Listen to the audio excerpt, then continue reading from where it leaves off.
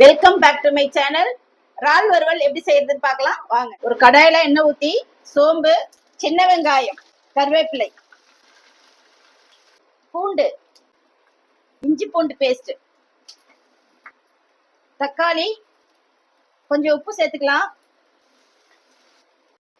மஞ்சத்தூள், காஷ்மீர் மிளகாவும் காஞ்ச மிளகாயும் கொஞ்சம் எடுத்து காத்துக்கு தகுந்த மாதிரி எடுத்து நல்லா நைஸா அரைச்சி வச்சுக்கலாம். வெங்காயம் தக்காளி நல்லா வதங்கிடுச்சு, இறால் சேர்த்துடலாம். இறால் ரொம்ப நாளி வேக வேண்டாம், கொஞ்சம் வதங்கினோனே அரைச்ச விழுத இதுல சேர்த்துக்கலாம்.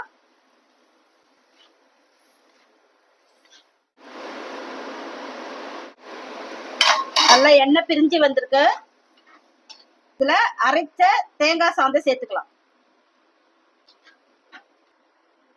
வெங்காய தக்காளில உப்பு சேர்த்துருக்கோம், இந்த கிரேவிக்கு தகுந்த உப்பு சேர்த்துக்கலாம்.